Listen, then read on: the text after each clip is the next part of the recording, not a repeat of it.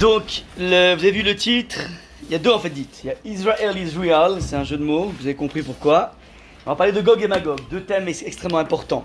Je voudrais déjà vous amener cet élément minimum de culture juive, qui est tout simplement le premier Rashi de la Bible.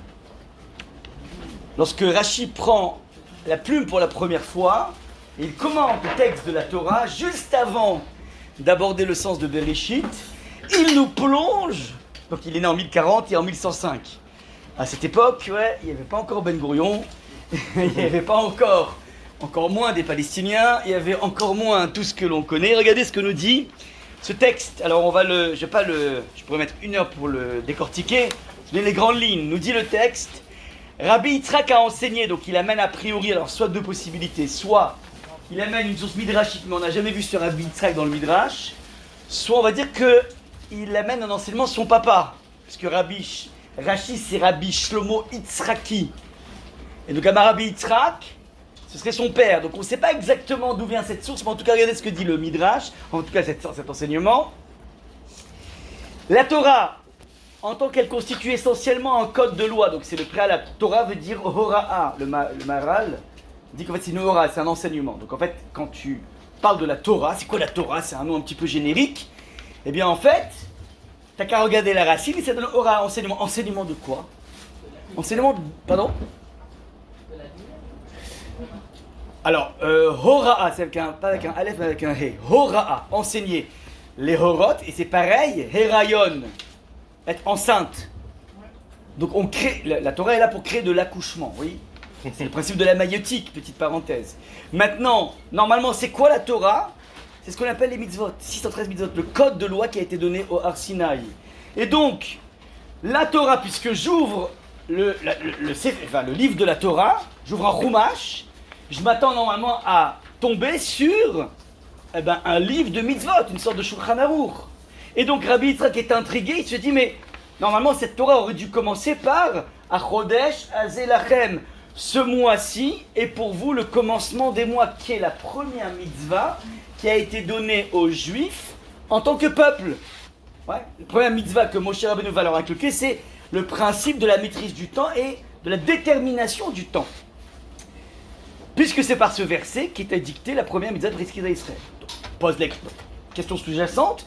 Pourquoi la Torah devrait donc débuter par tout ce que l'on connaît, Bereshit, Bara, Elohim, au commencement, Dieu créa le ciel et la terre, et puis tout le déroulé des jours de la création, et puis une histoire complètement rocambolesque, avec un serpent qui veut séduire une femme. Tout ça finalement, ça aurait pu parfaitement figurer dans un recueil, soit un livre d'histoire, l'histoire du monde, la fabuleuse encyclopédie du monde. Ça aurait pu parfaitement figurer dans un livre, des personnages qui précèdent la Torah, mais c'est pas Torah.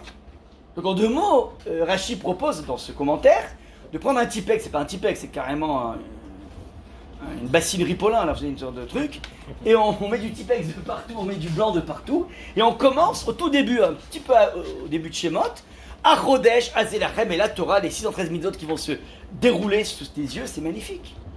Donc pourquoi tout ce récit, un livre entier? Donc on prend un Tipex, on enlève tout le livre. Réponse. On va pas rester sur la question, la réponse. Pourquoi donc tout ce récit? Parce que c'est parce que en fait, la puissance de ces hauts faits, donc la puissance d'Hachem, il l'a révélé à son peuple. Hachem a fait une sorte de parade. Il nous a fait la parade de sa puissance, qui va nous permettre, en lui donnant l'héritage des nations. Donc, je répète, Hachem a besoin de faire une démonstration de force. Regarde, premier jour, la lumière, deuxième jour, séparation, troisième jour, regroupement des eaux, apparition de la nature, waouh, ça jette. C'est hollywoodien comme truc, c'est un truc de fou là, waouh. Quand tu vois, tu assistes à un spectacle pareil, tu dis waouh. Le metteur en scène qui est derrière ça, c'est du costaud, qui est impressionné par la puissance de Dieu. Ça, c'est pas juste le Dieu, c'est toute la mode. Oui. Effectivement, le Télim dit Koach Ma'asav Yigid le Hamo. Ça a l'air qu'il a dit que à son peuple. Il n'y a que les Juifs qui ont eu un droit, un ticket d'entrée au cinéma. Ça a l'air, ouais. Koharma, Savigid Leamo, très bonne remarque. La tête, la haine, afin de leur donner l'héritage des nations. Donc pour choper l'héritage, il a eu besoin de nous dire, regardez comment je suis balèze. Voilà ce qui est marqué ici, je vous le slame un peu, ouais. Oh,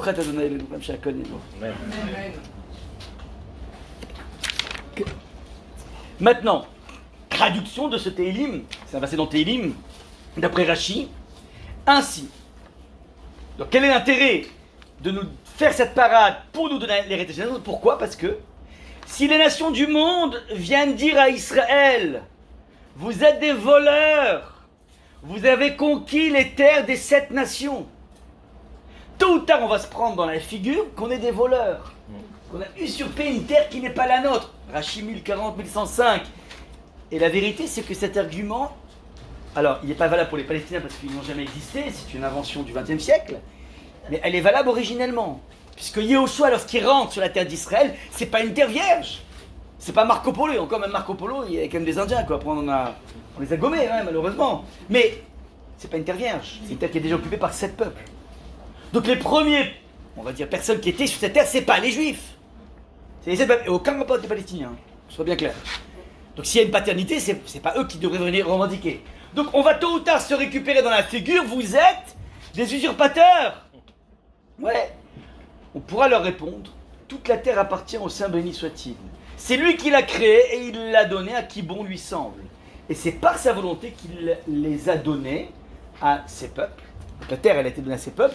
Et c'est par sa volonté qu'il leur a reprises les terres et qu'il nous les a données. En d'autres termes, la seule justification de l'occupation d'un territoire, c'est est-ce que Hachem le veut, Hachem le veut pas. Ça veut dire c'est lui qui lui bosse. Personne ne possède la terre et n'occupe une terre que celui qui le mérite. Le monde est basé sur un principe de méritocratie.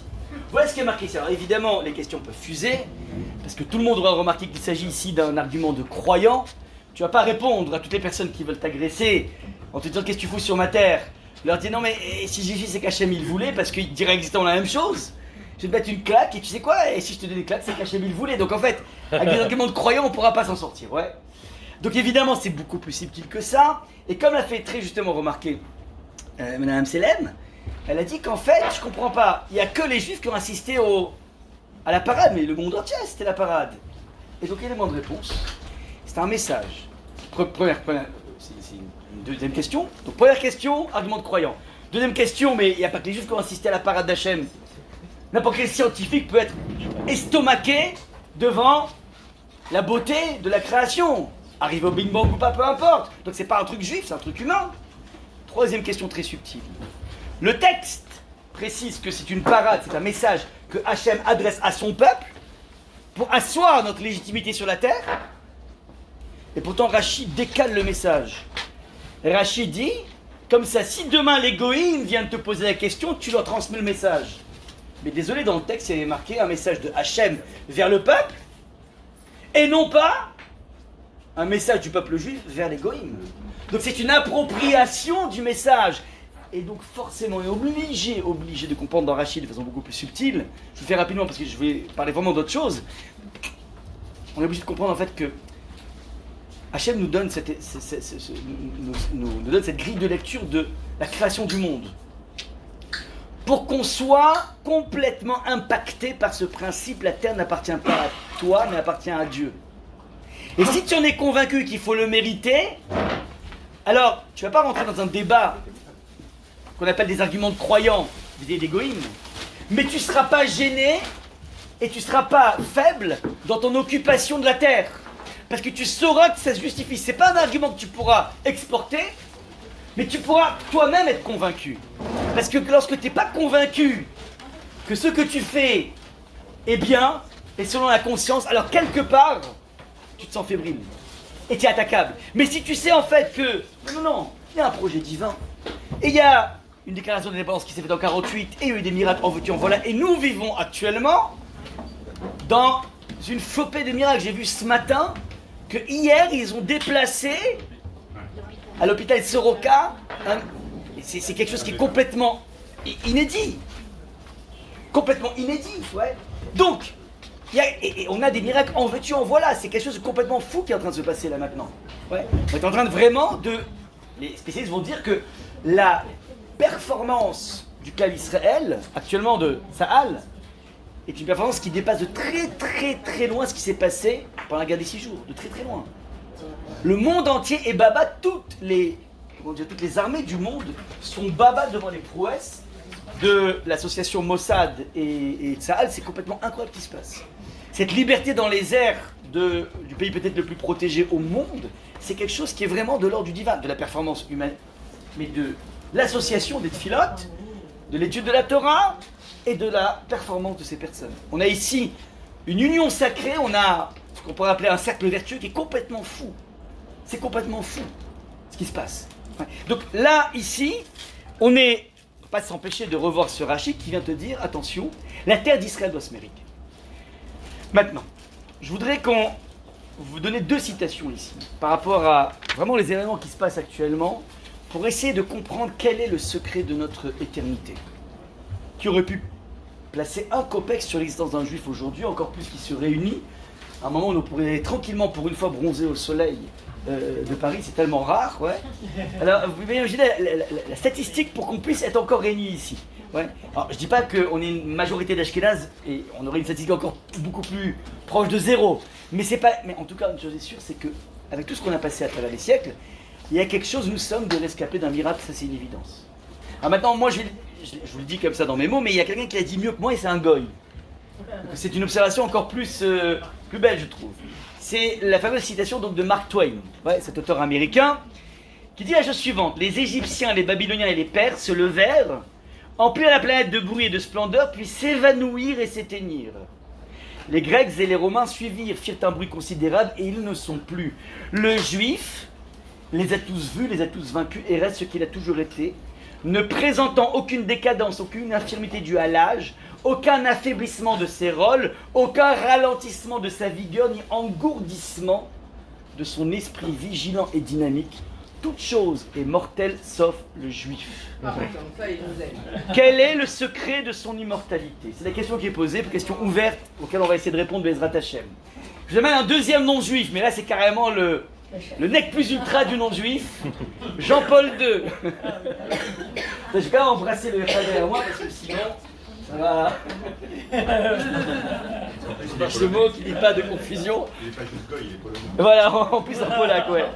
Un polac, ouais. Et qui a finalement essayé de rabibocher un peu l'église avec la synagogue, mais tout est toujours un petit peu ambigu chez eux. En tout cas, ouais, Vatican II, on n'est pas tranquille tout à fait. Bon.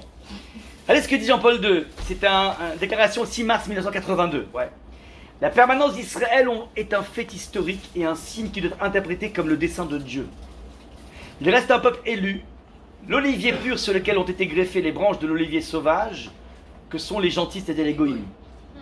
Nous devons nous rappeler comment la permanence d'Israël est accompagnée d'une fécondité spirituelle continue à la période rabbinique, au Moyen-Âge et dans les temps modernes.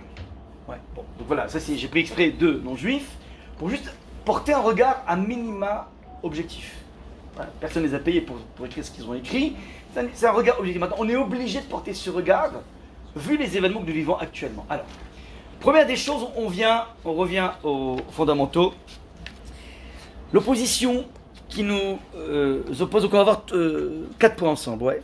4 points ensemble. Première chose, qui est notre opposant, qui est notre adversaire essentiel actuellement? Oui, lorsqu'on parle du Hamas, du Hezbollah, de tout ce qui va se passer à Gaza, la tête pensante de tout ça, la tête de la pieuvre, comme dirait tout le monde, et notamment Bernard Lévy, ouais, il avait écrit un livre là-dessus d'ailleurs, c'est évidemment l'Iran. L'Iran qui, depuis l'ascension au pouvoir du régime des Mollahs en 1979, en ayant évacué le Shah, ouais, alors a mis en place un système de théocratie, de dictature, ouais, et qui finalement, donc c'est tous des voyous, tous des bandits qui font du fric avec de la drogue, avec l'armement sale, avec tout ce qui est sale dans le monde, et qui ont construit un énorme gouvernement et qui est extrêmement dangereux. Et on sait que depuis, moi je me rappelle, depuis déjà les années 80, il y avait cette menace de la bombe atomique en Iran dès les années 85, oui. 85, c'était presque...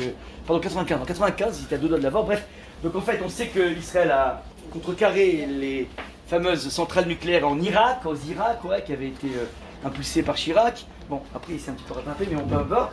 Et des complicités assez incroyables. Et Baruch Hashem, donc ils n'ont pas eu. Et là, c'était le dernier maillon manquant.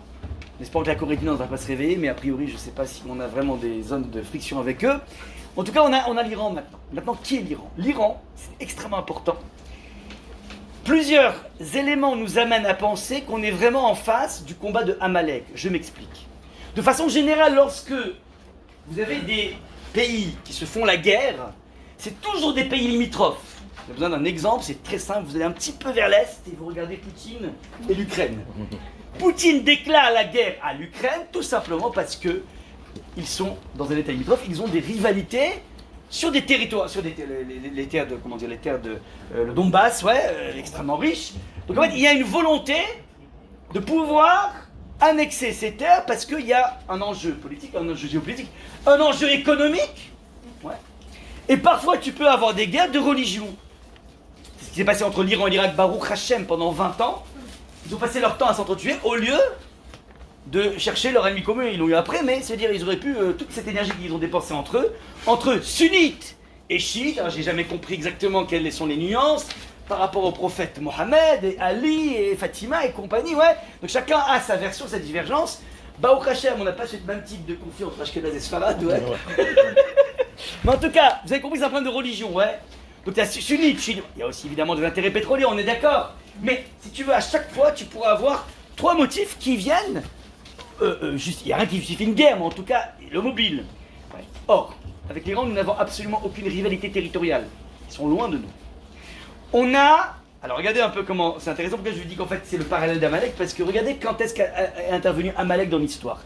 Amalek intervient une fois qu'on a eu la Torah et qu'on se dirige vers Eretz Israël, c'est-à-dire qu'on se dirige vers le but essentiel de la sortie d'Égypte. On n'est pas censé rester 40 ans dans le désert, c'est un accident de l'histoire. On est censé immédiatement prendre la puissance de notre relation miraculeuse avec Hachem et essayer de la tester maintenant qu'on a mangé pendant un certain temps de la manne, pendant 1 an on a mangé de la manne, avec un puits portatif.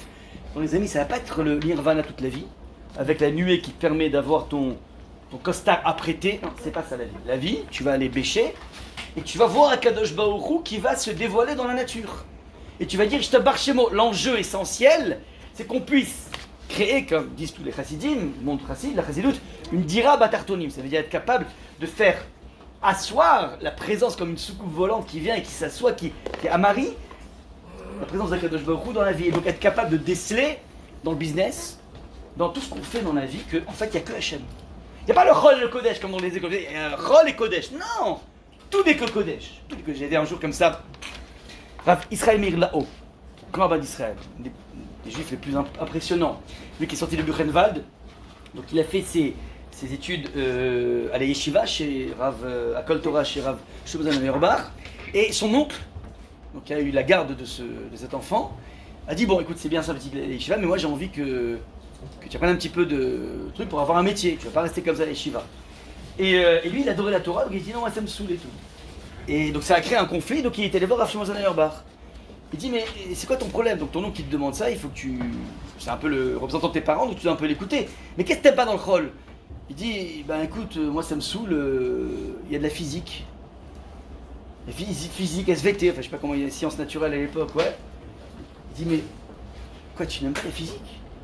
Il dit mais tu sais que moi je prends le bus tous les jours pour aller à la yeshiva, et je fais exprès de me mettre à côté d'étudiants, pour essayer de capter leur discussion, parce qu'à l'époque ils parlaient pas d'Insta, vous savez, à l'époque il y a 50 ans il n'y avait pas Insta, donc en fait ils parlent de physique et j'essaie de glaner des informations. Mais la physique, il dit c'est l'observation de Boré Olam, comment Akadosh Baruch Hu il opère les choses. Il dit mais comment tu peux ne pas aimer la physique? Alors je me c'était le plus grand décideur de la planète, ouais. Pour vous dire, ça veut dire qu'en fait, pour lui il n'y a pas Chol et Kodesh, ça n'existe pas, tout est Kodesh, tout est émanation, tout est lumière d'Akadosh Baruch Hu, ça c'est l'idée. Donc en fait, le but on devait rentrer en Eretz, ouais. Donc n'oubliez jamais 3 axes dans l'identité juive. Il y a Torah Israël, il y a Am Israël, le peuple juif, et il y a Eretz Israël. Ce sont le triptyque, le tiercé gagnant si vous voulez, et dans lequel on peut attraper une accroche identitaire extrêmement importante. Et d'ailleurs, le XXe siècle a apporté 3 grandes figures. Vous avez au niveau de Torah Israël, vous avez le Chazon Ish, qui est la lumière du XXe siècle. Vous avez au niveau de Am Israël, le Rabbi de Lubavitch, qui est la lumière du personnage qui a regroupé le clan d'Israël, qui a fait faire des centaines de milliers de balais de Tchouva. Et c'était pas évident. Avant, on devait raconter comme ça que dans les années 60, il a commencé à sortir les shiurim de Torah à la télévision. Il n'y a pas de la télévision. Et le monde orthodoxe était en émoi en disant « Quoi ? La Torah Gdosha, Bekli Treif, dans un instrument taref, comme si il y avait une viande cachère dans un instrument. » Ouais, genre, ils disaient, et Rav nous a dit comme ça. Et 40 ans après, il y a des centaines de milliers de juifs qui sont venus à la Torah grâce à ça. Donc en fait, les visionnaires, ils sont toujours défoncés, ouais. Et vous avez Rav Kook, qui a pensé le rapport à la terre d'Israël. Ce sont 3 géants qui ont été amenés, et il faut apprendre des 3. Vous comprenez ou pas? On ne peut pas cloisonner les choses. Ça, si vous voulez, c'est le point. Alors, je dis comme ça que Amalek nous attaque à un moment crucial. On a reçu la Torah, on s'apprête à rentrer en Israël, et là, il vient frapper. Et il vient frapper, et c'est exactement la même chose. On ne comprend pas pourquoi il frappe. Parce que regardez ce que dit Zachor et Asher Asalech Amalek. Rappelle-toi ce qu'il t'a fait Amalek. Baderer Betzetre Mitzraim. Tu étais en chemin en sortant d'Égypte. Tu n'étais pas assis dans une position hégémonique sur une terre en train de rivaliser avec le territoire d'Amalek. Pas du tout. Tu étais en chemin, tu étais avec tes valises. Donc tu ne représentes aucune menace pour Amalek. Deuxième point, Asher Kach Baderer. Il t'a surpris en chemin. Il s'est jeté sur tous les traînards, donc il est venu prendre les traînards du peuple, et toi tu étais épuisé. Mais tu n'étais pas en posture hégémonique, tu n'avais aucune rivalité à avoir avec eux. Et il n'y avait même pas une notion de date, parce que tu n'étais pas encore dans un rapport flamboyant avec Akadosh Baruch Hu. Donc ni la raison territoriale, ni la raison hégémonique. Attention, vous comprenez que lorsque vous avez deux États, l'un qui commence à prendre trop de force, c'est ce qui se passe avec l'Inde et le Pakistan, c'est exactement la même chose. C'est le surenchèrement, la surenchère au niveau de l'équipement militaire, parce qu'en fait on sent qu'il y en a un qui, avec sa démographie, tu peux comprendre qu'il y ait des réalités. Rien ne justifie une guerre, encore une fois. Mais tu comprends qu'en fait on était obligé de montrer les biscottos, parce que sinon tu vas te faire avaler. Ouais, chacun avec ses puissances, avec ça. Ouais, donc, mais là t'as rien à ça, donc en fait c'est gratuit. C'est une haine totalement gratuite. Qui vient essayer de... Eh ben, à l'Iran, c'est la même chose. On n'a pas de rivalité au niveau Torah. Ouais. On n'est pas des prosélytes qui veulent prendre tout le monde de l'islam et le rendre juif. Pas du tout. Il y a le taux de l'AIA qui a augmenté. Comment? Par hasard. Au moment là, l'AIA elle a explosé. Oui, mais on n'est pas dans... nos valises, on est en train de... Baderer en plus, c'est Baderer, exactement, joli, j'ai pas vu ça. Mais on n'a pas de rivalité, on n'a pas d'échange économique, aucune proximité territoriale, il n'y a rien, c'est gratuit. C'est un système complètement gratuit. Donc ça, si vous voulez, on est en face d'un combat avec Amalek. C'est ce qui passe actuellement. Et on a une mitzvah de démolir Amalek et Baruch Hashem, qu'il existe des personnes qui s'en occupent de façon assez incroyable. Amen. Maintenant, regardez. Tout ceci, donc, on a posé la question, comment c'est-il qu'on est encore présent ici? Je voudrais vous amener 2 éléments de réponse, 2 pistes de réflexion. Oui, pardon. Dans le Moyen-Âge, on avait le même problème avec l'Église aussi. Parce que l'Église nous attaque pour rien. On était... Mais oui, mais... mais c'était une guerre de religion. Toutes les disputations, le Ramban, qui a mangé tous les curés qu'on a amenés devant lui, ouais. Il faut les savoir, est-ce que Jésus, c'est du bidon ou pas du bidon? On a, enfin, tous les plus en Richelim, c'est qu'on fait des disputations. Et ils massacraient tout le monde. C'est la même chose. Comment? Non, mais ils sont pas du tout. C'est une guerre de territoire. Une guerre de territoire, pas du tout. Ils veulent reprendre, en tout cas, ils veulent démolir, mais il n'y a pas de raison pour démolir. Ils voulaient détruire toute la Dieu, ils parlent simplement Israël. Mais pourquoi ils veulent détruire? On n'est pas un danger pour eux. On n'est pas concurrentiel sur le pétrole. Ils n'ont pas d'industrie. C'est pas une start-up nation, l'Iran. Donc on est dans deux planètes complètement différentes. On n'a pas de rivalité. Ce serait plus simple d'entendre une rivalité entre le Japon et Israël qu'entre l'Iran et Israël. Parce que avec les cerveaux, vous comprenez, ça aurait été plus logique que le Japon prenne ombrage, qu'on arrive à dégoter les plus gros contrats et que Google s'intéresse à nous plus qu'au Japon. On pourrait mieux entendre ça. Ce serait plus simple pour nous. Il y a quelque chose de complètement fou avec l'Iran. Mais quelque chose que je voulais dire, c'est que Hamas et aussi la Hezbollah clairement dit que vous détruisez toute le Mais- peuple juif. oui, Pas mais- simplement mais- les hommes, mais pourquoi c'est tout le peuple Mais juif. pourquoi? Comme Amalek. C'est ça qu'il dit. Pourquoi? Au nom de quoi? Au nom de quoi? C'est eux qui... Mais au nom de quoi? Ils utilisent le prétexte palestinien pour détruire. Mais pourquoi? Ils vont pas augmenter leur territoire. On sait que tout est... L'Iran est derrière tout. Au nom de quoi ils font ça? Au nom de quoi? Quel est l'intérêt pour eux? Aucun. Amalek, c'est tout. Amalek, réponse Amalek. Et quitte. L'image qui est donnée, c'est qu'en fait Amalek est capable de se jeter dans une baignoire bouillonnante. Tu veux dire, mais tu vas mourir à coup sûr. Oui, mais au moins elle aura un petit peu baissé en calorimétrie. Elle aura baissé. Parce que quelqu'un se jette dans une eau bouillante, ben un petit peu moins, et 90, ça sera 98. J'ai gagné 2 degrés. C'est le mécanisme complètement fou. Ouais. Ils savent pertinemment qu'ils vont se faire massacrer là maintenant. On est en train d'enrôler les États-Unis. Mais c'est pas grave, ils iront jusqu'au bout. Parce qu'au moins, ils auront affaibli un peu. À chaque fois qu'ils ont un mort civil, voilà, ils sont contents. Ouais, vous comprenez un petit peu, c'est une logique complètement incroyable à saisir. Oui. Alors maintenant, je voudrais vous donner deux éléments, avant de deux éléments qui pourraient nous permettre de comprendre pourquoi on a encore le moral, comment se fait-il qu'on a cette santé incroyable malgré tout ce qui se passe. La première, c'est, je pense, qu'on a appris de Avraham Avinu le regard qu'on doit porter sur une épreuve. Et je vous amène ici un Shirachirim. Alors, Shirachirim, vous savez que c'est une parabole qui peut être utilisée à plusieurs étages. Soit on va dire que c'est l'histoire d'un fiancé et d'une fiancée, c'est ce qui est marqué, avec des rendez-vous manqués, avec des palpitations de l'amour d'un fiancé et d'une fiancée. Mais de façon plus sophistiquée, c'est l'histoire du peuple juif avec Akadosh Baruch Hu. Le peuple juif, c'est la fiancée, et Akadosh Baruch Hu, c'est le khatan. Et certains vont dire que on peut voir aussi des avof, on peut voir d'autres images dans ce texte. Alors, regardez ce que dit le Shirachirim. Tzor Amor de Dili, donc le cantique des cantiques, Tzor Amor de Dili. Mon bien-aimé est pour moi un bouquet de myrrhe, Ben Shadayalin, qui repose sur mon sein. Ok? Donc, ça c'est une image. Donc la comparaison, mon bien-aimé est pour moi comme un bouquet de myrrhe qui repose sur mon sein. Et là, en fait, d'après le Midrash, c'est Hachem qui évoque mon bien-aimé. Quel est le bien-aimé d'Hachem? C'est Avraham Aouvi. Avraham, c'est, le texte dit Aouvi, celui que j'aime. Hachem, quand il parle d'Avraham, il dit je l'aime. C'est mon bien-aimé. Parmi les patriarches, c'est mon bien-aimé. Alors, quel est le rapport donc entre Avraham et le bouquet de myrrhe? Donc Avraham, c'est comme un bouquet de myrrhe. Nous dit le texte. Qu'est-ce que le bouquet de myrrhe? Rabbi Azria, au nom de Rav Yehuda, dit que ce verset parle d'Avraham. De même que la myrrhe ne dégage son parfum que par combustion, de même Avraham n'a été connu qu'à partir du moment où il a été jeté dans la fournaise ardente. Ça veut dire que l'écho d'Avraham Avinu n'intervient dans le monde qu'à partir du moment où Avraham va être jeté dans la fournaise ardente par Nimrod. Maintenant, on se remet dans le contexte. Et il y a un message complètement incroyable ici. Incroyable. Pourquoi il a été jeté dans la fournaise ardente, Avraham? Vous vous rappelez pourquoi ou pas? Il avait détruit les idoles de son père. Bravo. C'est un activiste anti-idole, manque de peau. Il est né dans une famille où le père était marchand d'idoles. Ouais, donc il a mal choisi sa famille. Ouais. Maintenant, il s'est moqué de son père, et puis un jour, il massacre toutes les idoles, et il en laisse une avec un bâton. Son père dit, mais qu'est-ce qui s'est passé? Donc il a massacré tout le stock, tout le chiffre d'affaires. Et il était avec il dit, mais je sais pas ce qui s'est passé, il y a eu une filade, comme on dit à Marseille, ouais. Et puis il y en a un qui est venu, il a tapé tout le monde. Il a dit, tu te moques de moi? Il dit, mais c'est toi qui te moques de tout le monde. Toi-même, tu reconnais qu'en fait, il n'y a aucun pouvoir dans ces idoles. À ce moment-là, il a dit, ok, très bien. Les parents l'ont livré à Nimrod. Ok? Il a fait 10 ans de tôle.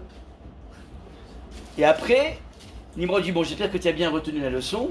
On est bien d'accord que Dieu a créé le monde. Dit Abraham, oui. Mais il ne s'occupe pas du monde. Il a laissé le monde en location-gérance. C'est nous les autres qui devons s'en occuper. Alors il dit, non, pas du tout.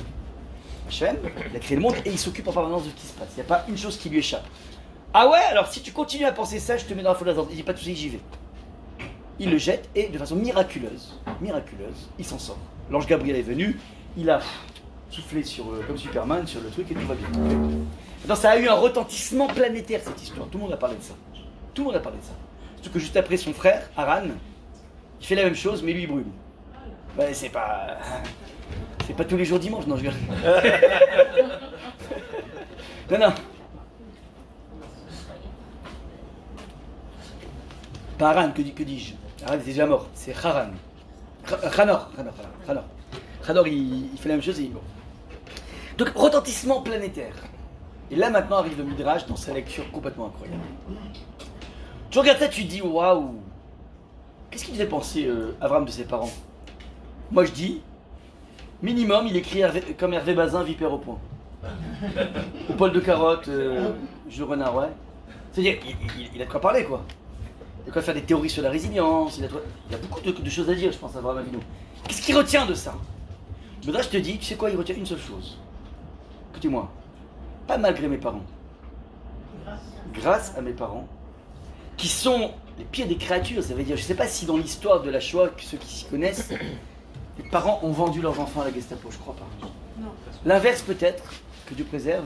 Je crois pas que les parents ils sont allés se tuer pour aller mettre dans des couvents, chez des paysans, ouais. C'est ça qu'ils ont fait les parents. Ça n'existe pas des parents qui font ça. Les parents d'Abraham ils ont fait ça. Ils ont livré à la Gestapo. Maintenant, c'est un trauma colossal. Qu'est-ce que te dit le Midrash qu'on retient de tout ça? Baruch Hashem. Mes parents, ils étaient barchémo. Comment c'est? Mais tu sais, ils m'ont mis des bâtons dans les roues, mais t'as pas idée. Mais grâce à ça, c'est un truc de fou. C'est ça qui m'a permis de devenir ce que je suis. C'est en rentrant dans la fournaise que j'ai un écho dans le monde. C'est un truc de fou. Ça, c'est ce que dit ici. Ça veut dire qu'en fait, le regard que le juif porte, c'est ça qui est incroyable. C'est qu'il n'est pas capable, pas simplement, on tourne la page. On aurait pu faire ça et dire voilà, on a une sorte de trauma qui s'appelle le 7 octobre et on tourne la page. Mais puis d'un coup là, depuis une semaine, ouais, ce qu'on n'osait plus appeler Simchat Torah, parce que tu ne vas pas dire sur 7 octobre c'est Simchat Torah et pourtant c'est Simchat Torah. Et puis d'un coup tu dis waouh, il y a eu 1800 personnes qui ont été dégommées à ce moment-là, tu dis mais c'est atroce, ça peut être que atroce. Et d'un coup tu te rends compte en regardant le fil de l'histoire, c'est sûr que c'est atroce. C'est atroce.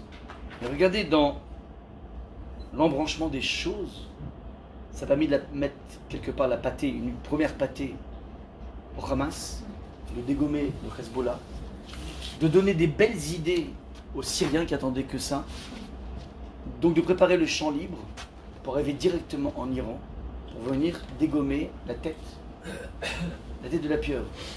Je ne sais pas si vous imaginez, alors évidemment personne ne peut se réjouir, mais quand tu prends les choses dans une perspective, tu te dis waouh, tout se passe comme s'il y a un projet complètement incroyable qui est en train de se mettre en place, qui a créé en même temps un principe de solidarité qu'on n'a jamais vu depuis tellement d'années, donc là Israël, entre les religieux et les pas religieux, ce qui fait en même temps bouger énormément les frontières, même dans le monde le plus orthodoxe. C'est-à-dire qu'en fait il y a un chamboulement et dont on pourra peut-être dire plus tard, grâce au 7 octobre, vous comprenez ou pas? Vous comprenez ce qu'il est en train de dire ici? Ça c'est la lecture complètement incroyable d'Avraham Avinu, que nous pourrons, on n'a pas les nerfs pour l'instant, mais on pourra le dire. Vous comprenez un petit peu avec toutes ces choses que tu vois, tu dis mais c'est incroyable. Qui l'eût cru qu'on puisse avoir une conjoncture tellement favorable avec un président américain qui a l'air complètement mais fada quoi, c'est complètement, ça veut dire c'est un influenceur YouTube le bonhomme, c'est pas possible. C'est sa vie, c'est Insta, c'est pas possible, ouais. Et de fil en aiguille, une sorte de pantin qui est là, mais c'est fou ce qui se passe, ouais. Donc ça c'est la première des choses. Deuxième chose que je voudrais vous montrer, l'arme du juif, et c'est peut-être un peu lié à ses regards sur les épreuves. Depuis vendredi matin, parce que nous on a coupé le téléphone vers minuit, donc on s'est endormi, puis le lendemain je me lève et je vois 200 messages WhatsApp de MK, groupe, ouais, je sais pas comment il s'appelle, le bonhomme, bref, il a dû se passer quelque chose. Mon fils m'a appelé pendant la nuit, bon, parce qu'il était tout de suite enrôlé avec son équipe, au Krachem, dans un endroit pour l'instant qui est pas, enfin c'est Rosh Hanikra, voilà. Voilà, donc bon, j'ai loupé son appel, après je l'ai appelé et tout, mais bon, au Krachem c'est pas, pour l'instant c'est juste une garde de position, c'est-à-dire ils sont là, on est là, voilà, on a des, voilà. Maintenant, donc je vois ça, et je regarde combien de généraux ils ont, mais c'est pas possible, c'est un truc de fou ce qui se passe, ouais. Donc je vois ça, et j'ai vu aussi défiler, et vous pouvez le voir défiler dans toutes les choses qui se passent, ce qu'on appelait le sens de l'humour du peuple juif. C'est incroyable ce sens de l'humour. Vous avez tous les dessins que vous avez minés. Alors, il y a déjà Il y a déjà Bibi et Khomeini avec le chat. Titi Gros Minet, vous avez... ouais, pardon. J'ai loupé, mais j'ai vu aussi un truc extraordinaire. Il dit, grâce à l'Iran, on a retrouvé les plaisirs de l'enfance. On se réveille toutes les 3 heures en criant. Mais ils sont incroyables. Mais tout ce qu'ils ont mis en place... Mais alors, je vous dis, cet humour juif, comment 40 ans, il n'y avait pas le vol entrée. Ah oui, pour Téhéran, ouais. J'ai vu, la plus belle que j'ai vue, ils ont prétendu, un message du Mossad. L'Iran a prétendu avoir touché le Mossad, réponse du Mossad, ça tombe bien, on n'était pas là, on est tous à Téhéran. Bref, incroyable sens de l'humour. Maintenant, vous savez qu'il a une source toraïque, dit le Rav Hirsch, sens de l'humour. Ouais, c'est pas Woody Allen, c'est beaucoup bien avant tout ça. Ouais. Alors c'est quoi la source de... Alors, c'est au moment, regardez comment c'est incroyable, regardez comment c'est extraordinaire. Et le Rav Hirsch dit c'est ça la base du sens de l'humour juif. Au moment où on est sorti d'Égypte, on pensait au Hashem avoir fini avec nos oppresseurs. On arrive devant la mer, une mer houleuse, et là il y a un bug parce qu'en fait on a d'un côté la mâchoire de la mer houleuse et de l'autre la mâchoire des Égyptiens qui se réveillent, qui sont à nos trousses. Pris entre ces deux mâchoires, on ne sait plus quoi faire. Et à ce moment-là, les enfants d'Israël disent à Moshe, Amidbilti en gvarim ba bemitzraim. Quoi, je comprends pas, il y avait une pénurie de tombes en Égypte pour que tu nous amènes dans le désert pour crever. Ce que disent les bénis Israël, c'est un verset que je vous dis là. Qu'en fait, il y a pénurie de tombes là-bas. Donc tu dis, on va pouvoir mourir tranquillement, s'enterrer dans le désert. Il dit, là se loge la puissance de l'humour juif. C'est incroyable, c'est une ironie, mais incroyable. S'adresser à Moshe en disant, ah d'accord, en fait, t'avais un problème de place, quoi. Les cimetières étaient bondés. Est-ce que vous réalisez ça? Et en fait, je pense que c'est cette source qui permet finalement aux Juifs de traverser des épreuves incroyablement tragiques en prenant une hauteur qui lui permet de traverser. Maintenant, 3e point. On y arrive, regardez. 3e point, dans la paracha, donc ça s'est passé cet événement le jeudi. De jeudi à vendredi, et Shabbat, on a lu la paracha de Béalotecha. Il y a un passage que j'avais jamais compris jusqu'à cette semaine, et grâce à l'éclairage de Rav Kook, que j'ai écouté de Rav El Alouf, là on va réussir à comprendre ce qui se passe ici. Le message est très simple. Il y a le balagan, il y a le désordre dans le clan d'Israël, parce que les bénis Israël commencent à râler, on a parlé des râleries, la semaine dernière. Et, chose étonnante, pour la première fois, Moshe Rabbeinu dit, moi je baisse les bras, tu sais quoi, je préfère mourir, j'en peux plus. Donc le capitaine du bateau, il dit, vous savez quoi? D'où je peux me suicider? Donnez-moi du gaz, une corde, j'en peux plus, j'en peux plus, Il y a des moments où on a envie de démissionner, Parfois quand on gère, nous on est des capitaines de notre maison, on a des fois envie de démissionner, on n'en peut plus, Il y a des filles, l'ingratitude, le truc de dos, on en a marre, ça suffit, je démissionne, c'est bon, Bon. Alors ça c'est alors mon cher, il démissionne, il dit, du calme, tu sais quoi, on va gérer les choses. Il me dit, très bien, tu sais quoi, on va mettre un système d'organes de 70 zékénim, de sages, qui vont te relayer. Un peu comme Yitro, même chose, Mais on est après, ça veut dire, il n'en peut plus Moshe, il dit, ok, pas de soucis, on va t'alléger la sage. Donc il y aura 70 zékénim, des sages, qui vont aussi, eux, être réceptacles de prophétie. On t'allège, mon cher Rabbeinu, On va retrouver d'ailleurs le 70, qui constituera le Sanhedrin plus tard. Donc en fait, on est une base de 70 sages, qui constituent la loi. Donc en fait, c'est eux qui vont gérer. Donc il y a le désordre, on crée de l'ordre. Pas par la dictature, par un système un peu plus démocratique dans lequel tu vas être allégé par 110 personnes. Ok. Et ils auront le devoir de prophétiser que dans le Ohel Moed, dans la tente d'assignation. Et voilà que deux parmi ces sages, un qui s'appelle Eldad et Médad, l'autre qui s'appelle Médad, ils décident d'aller prophétiser dans le camp. C'est pas le lieu où on prophétise. On récupère pas la prophétie là-bas. On récupère dans le lieu saint, pas dans le lieu avec la populace. Et à ce moment-là, regardez ce que dit le texte.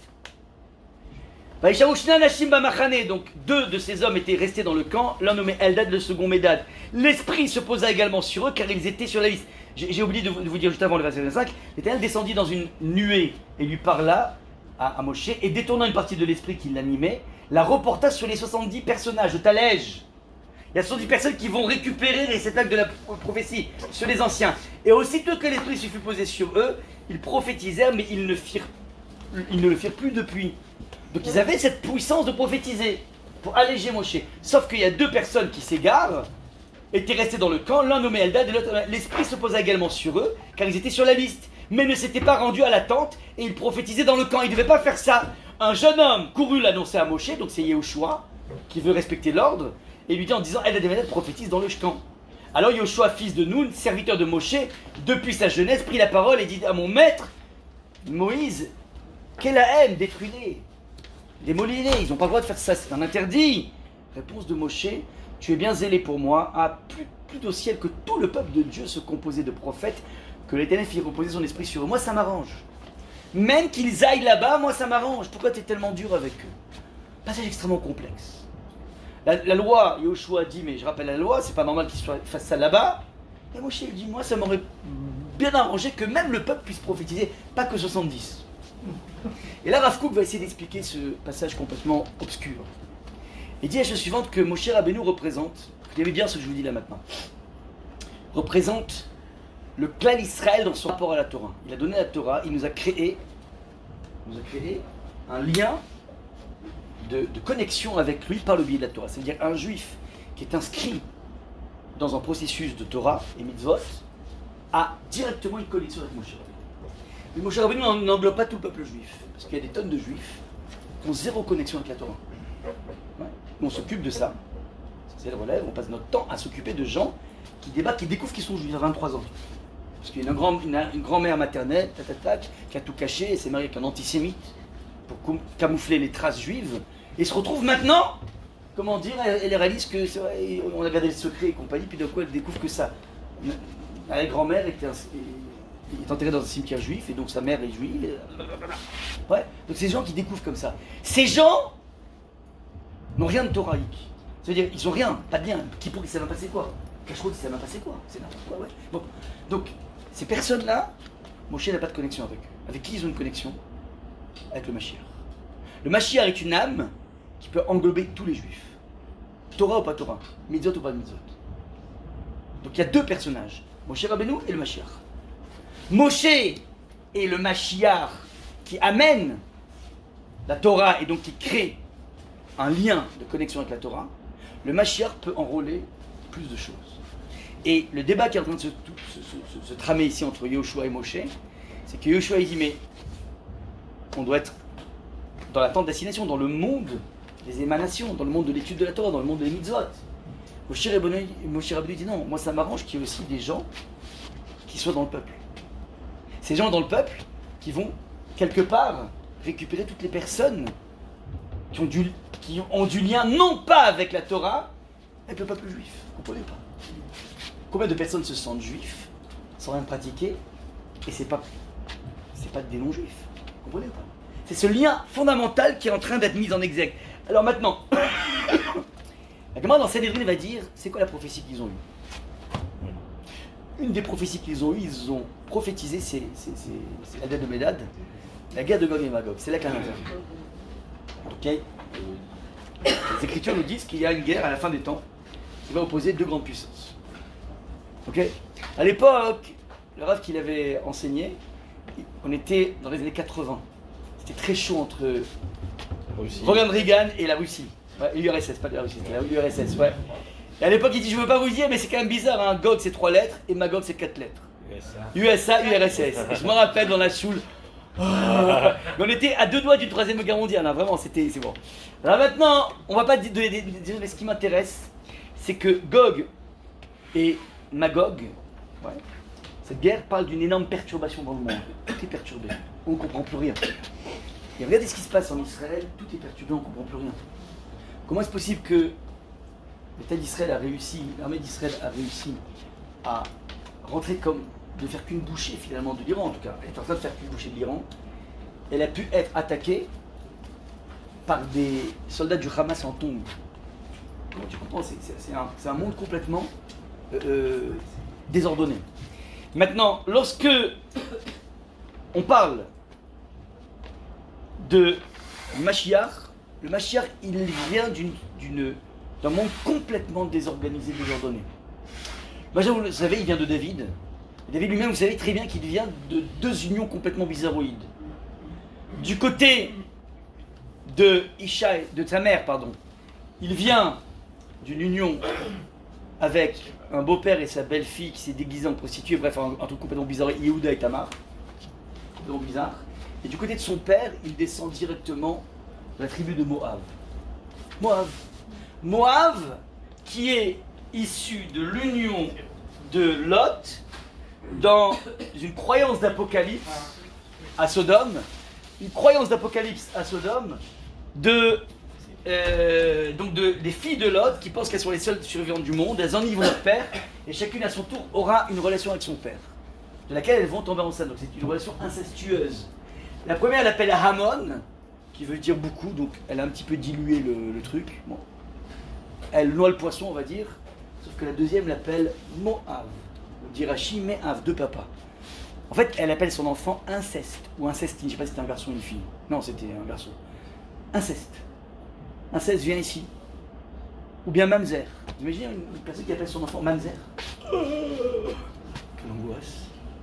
Ça veut dire que, en fait, la mère fait preuve d'une effronterie absolument incroyable. Une effronterie, on appelle ça la hazout.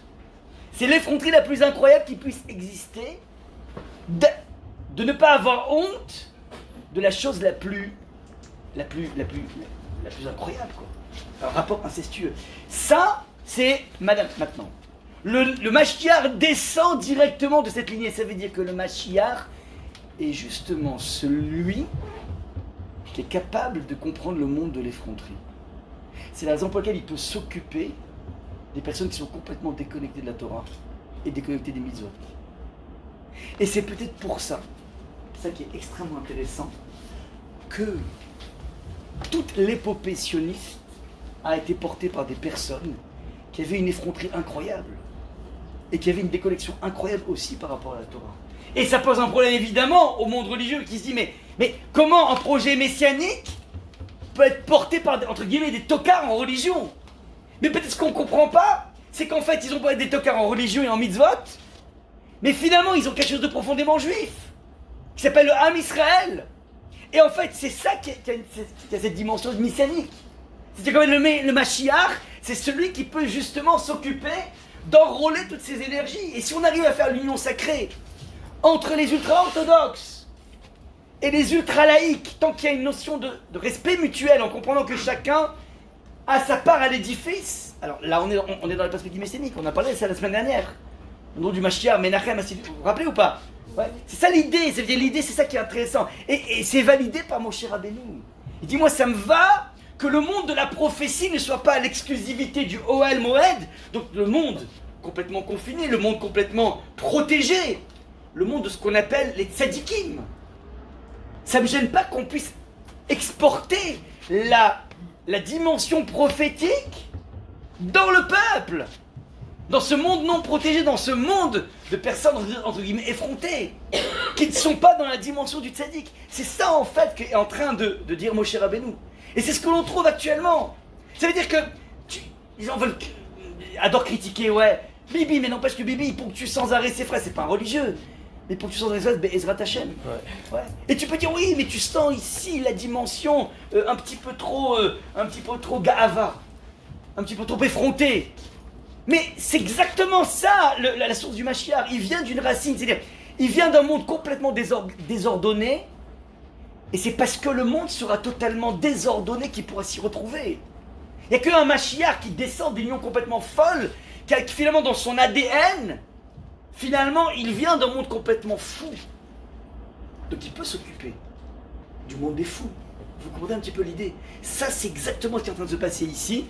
Et il est raison qu'on puisse, Bezrat Hashem, sortir très rapidement en vainqueur, pour vivre, déjà récupérer tous les Khatoufim, remettre la patrie comme il faut, Bezrat Hashem, à l'Iran, et se départir de toutes ces mouvances, toutes ces terroristes, et que Bezrat Hashem, l'Israël puisse embrayer sur les accords d'Abraham et créer finalement une prospérité assez incroyable et qu'on puisse vivre des moments de la venue du Mashiach. Je m'arrête là. Amen.